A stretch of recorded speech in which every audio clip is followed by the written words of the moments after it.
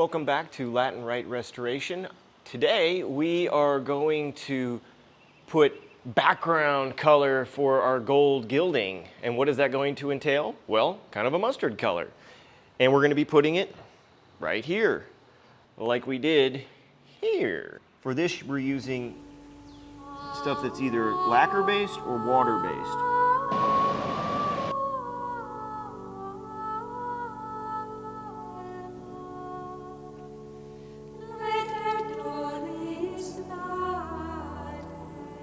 Stage one is done. Got all of the background color, the mustard color on there, as we talked about before. And of course, as you can see, I have it all masked off now.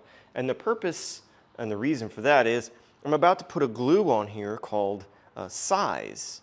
And I'm back. It's time for the next step in the gilding process, and I'm going to be applying the size, which is the glue. And it takes about 12 hours to get to the point where it goes from unusable to usable.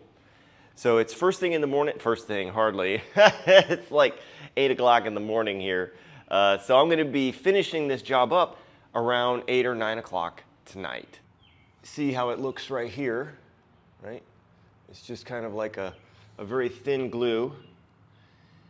And everywhere I brush this, the gold leaf will stick. So the gold leaf will stick anywhere where this is applied. So that's why I've thoroughly masked everything off. And also, sometimes the gold will stick to something you don't want it to stick to. So that's why it's important to mask off. It's a very silky, kind of slippery consistency to it. It's not like a paint, and it's certainly not gooey at all, like a glue. It's not gluey, I guess. No, it's just very, very smooth. Almost like painting glycerin on. It is now evening, as you can see. I can't run a fan in here, so it's very hot. And I'm going to be, because the gold leaf is extraordinarily thin. I mean, it just floats in the air. It's like gossamer. So I'm going to show you guys how I lay it on. And I'm simply going to do it with this puffy brush, just like that. And it will just smooth it on. What the heck? I'll just show you.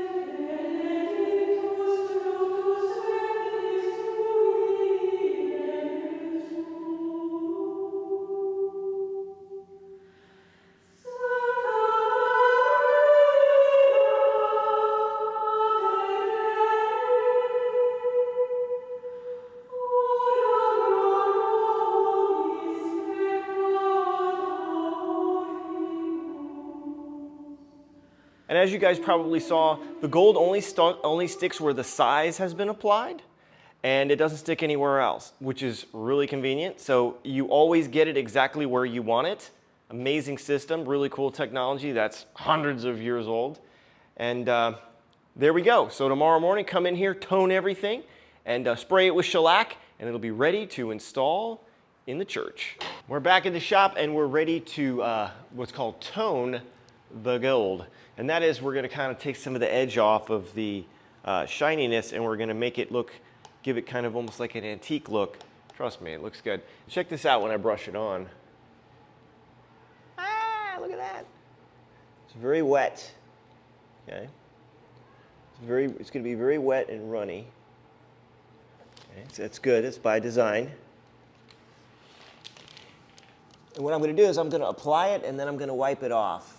Okay, this technique is called glazing, right? I'm glazing it, right? So I just apply it on there. It doesn't have to be thick at all. As a matter of fact, it's better off if it's not. So you see how it suddenly shifted over to more like this bronze look? I mean, there's the gold. See how super, super shiny that is? Some people, you might like that. That might be what you want. But now it kind of almost has like a bronze look to it. And what I'm going to do is I'm going to come in here and I'm going to wipe it off, and it ends up doing what's it's hanging up, okay, in some of these like little cracks and crevices. We want that, okay? So what it ends up looking, I'm not just trying to wipe it all off, I'm just basically, in a very controlled manner, removing it. I don't know if it's really showing up very well on camera, but to the naked eye, you see how bright that is compared to this, and to the eye, it looks richer.